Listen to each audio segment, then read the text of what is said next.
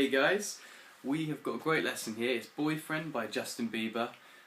Really fun song. Really nice and simple, not too many chords. I think we've got 1, 2, 3, 4. I think just 4 chords in the whole song here. Yeah, it is 4 chords. So that's nice. We've got a cool technique to do with our right hand, which we're going to use in the pre-chorus, where we're going to sort of slightly arpeggiate a chord by doing like a little finger roll here. And it's not proper beginner, but I think if you've learned maybe a song before, or you've got these chords down, hopefully it will really help you out. We've got a normal sort of strumming pattern as well, which is the one which I was just showing you there. And a really nice thing about this is you can learn variations on your standard chords. So for instance, A minor is going to become an A minor 7 by just taking off one finger, and you get this nice smooth sound. Same with D minor. We're going to change it from D minor to D minor 7. Instead of doing normal G, just for comfort's sake, we're going to play a G in a nice sort of fancy way like this. If you don't feel comfortable with that, that's fine. You can do a normal G. And we've got a standard C. Let's have a closer look. Let's get stuck in. Okay guys, so as always, first thing, where are we going to put the capo? So we're going to put the capo at first fret here. If you haven't got a capo, I'd say they are probably one of the best tools you can get if you're just wanting to have fun and learn some songs. If you watch the video for Justin Bieber, you'll notice he isn't using one. He probably doesn't use one in real life, but that doesn't mean you shouldn't use one. They're basically just a really nice way of being able to play the same chords and just move the capo in different areas to get loads of different songs. It all just depends on the pitch of someone's voice as to where they'll put it. So yeah, go on my site. Maybe I'll have a blog post on there that you can read about capos and which ones are good. This one is just a standard trigger capo, really cheap, probably about £5. I'm not sure what that is in dollars, probably about, what's that, about $8, $9. So, okay, let's get stuck in. So the chords we've got to do, the first chord is A minor 7. So the approach we're going to take for this, we're going to do the first finger, this one, on the first fret, B string, so the second finished string there. Okay, then we're going to do our second finger here on the D string, so it's this one here that I'm wiggling, second fret. And then these ones, they kind of hover around. They can be used cleverly to either rest on the low E without pressing, or just hover. It doesn't really matter because they're not getting used. If you don't want to use them to mute the low E out, so that doesn't sound over the chord, you can just keep them out of the way and bring your thumb around, but don't play a note, don't press down, just have it there resting. So it creates this noise on its own, but in the context of the song you're just going to hear a nice A minor 7 chord. Okay, so that's your first one, A minor 7. If you're having any trouble actually learning just by watching this video, follow the link up below, go on my site, and there's a ton of lessons which are going to help you out. Okay, so the next chord we've got is D minor 7. Okay, so it's derived from a normal D minor, which you might have learnt, and it just has this slightly more smooth sound to it by changing one note within the chord. And the note is this one, but just by changing that, we have to hold it completely different, which for some of you might seem like a bit of a pain, but it really does become second nature. All we can do is take that one off, and then this finger, which is here, we can actually put that across 2 strings. Okay, so your first finger is going to go high E and B. So technically this is kind of your first bar. You might have heard of bar chords before. This is like a mini bar. That's the sound you'll get. And then you put that second finger on the second fret G string. You see me wiggle it there? So it's the G string. And we're going to play from the D string. Okay, so it's E, A, D, so E, A, D string, third string down, and it's going to sound like this. Okay, so it's slightly smoother than a normal D minor. This one's like this. Okay, so far you've got A minor 7, D minor 7, And then we're going to do this cool G. Now, if you want to learn the G that I'm going to do here, great. If you've learnt G before, you can stick to your normal G. That's no problem. But the G we're going to do is third finger, third fret, so 1, 2, 3, lowest string. Then we're going to put little finger, so the fourth finger, on the highest string in the same fret, so third fret. I'm just going to play it open, like that. So there's a lot of open strings which are ringing out without getting pressed down. What you might notice is that the third finger there is actually muting out the string underneath. So it can be a little bit lazy. It's not pressing it down, it's just resting against that string. And you get this sound. Okay? We will also do a C, and C from there is put this one down a string, so third finger goes from there to there. Second finger goes second fret D string, you can see it there. First finger goes first fret B string, so second finished string, and then we take that little finger off. And we bring our thumb around the top so it covers that low E and blocks it out. And you get this sound. Okay, so that's your C chord. So, for instance, in the chorus, the bit I did at the start of this video, we're going to go A minor 7, D minor 7, G, C, and the rhythm will go.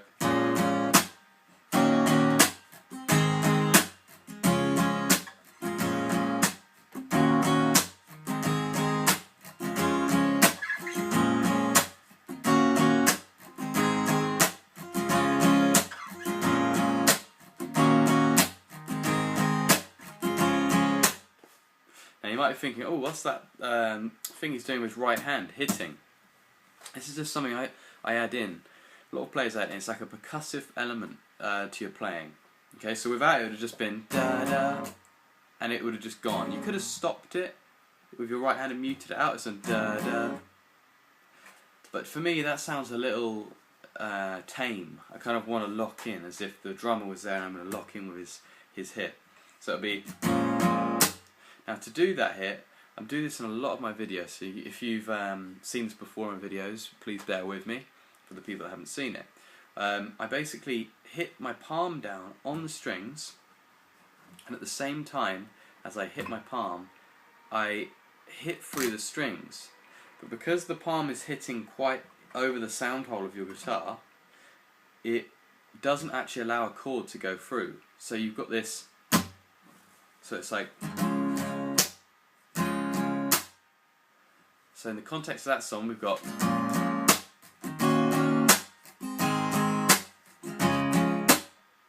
Okay, so that's the chorus, right? So you might be thinking, well, what about that whole section at the start where he's rapping? Now for that, there isn't actually a guitar.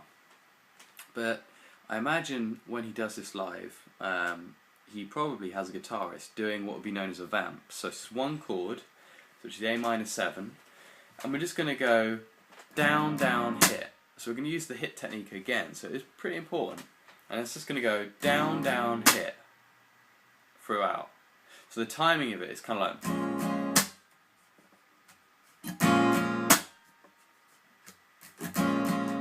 Okay, so it's quite sparse, there's not much there, you're giving room for him to do his rap. And after that we go into the pre-chorus, which is kind of where it feels like it picks up. So yet again, it's the same chords as we were doing in the chorus with the da-da. But we play them differently, and this is what I think is the most interesting part. And it gives it this kind of like R&B feel, which I think actually attracts me to this song more than most elements of this song. Okay, so you've got what I do when I want to do a bit of finger play with the chord. I hold the pick because I think, well, the chorus is going to come. I don't want to be grabbing a pick from up here somewhere or wherever I've put it on the side. I want to have it in my hand already. Now, a lot of players would disagree with this. They probably have it on their guitar, a little sticky patch or something on the headstock, or they just have loads of them around them, or on their mic if they're playing live. I actually think the best thing to do is to learn to hold the pick up in your grip, and the way you do that, so you're normally holding your pick like this.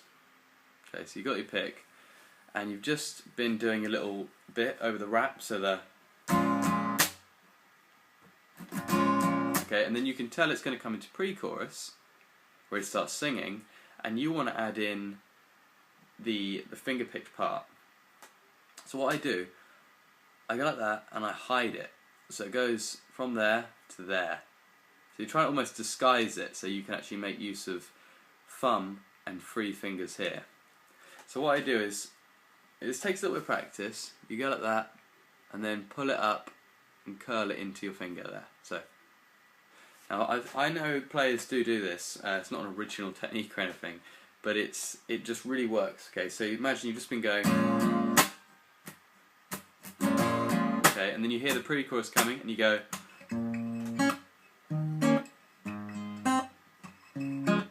Okay, so you've basically learnt to go.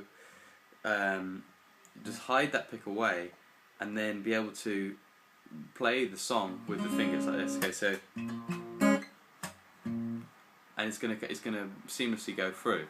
So the actual pattern that we're gonna do, remembering the chords so you don't get confused: A minor 7, D minor 7, G, C. Okay, so I'm gonna bring it over here, and we're gonna focus on this part. What's gonna happen here is we're gonna go. So we tucked it away. We've got these on the go. And we're gonna go. So that's thumb, bum, pull. So it's like.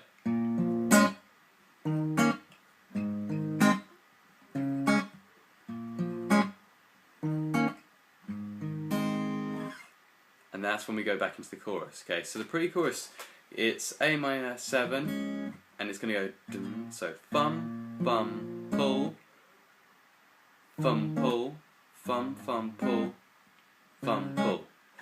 Now the pattern, at first when I first played it, I just played it very straight, so I just did the same pattern the whole way through.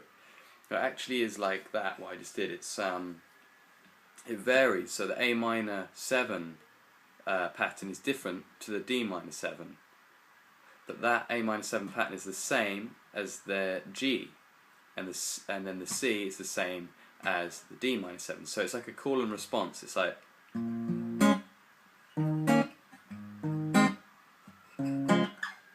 okay, so that's a really important part of the song. And the great thing is, because you've not chucked your pick to the side, you can actually just pull the pick back out. So you've had like that, and pull it out, get into position, and then you're.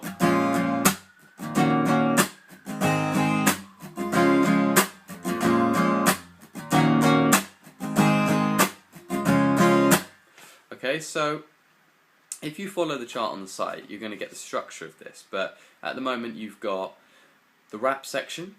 Just to recap, it's just A minor 7, vamped. So it's.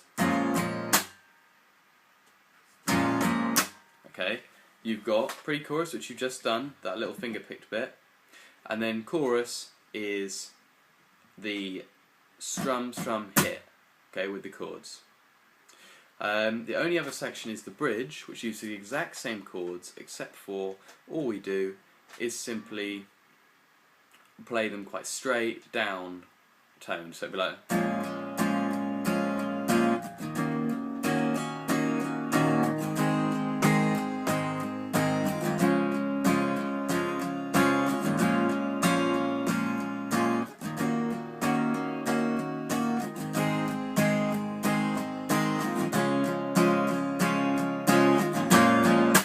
So on.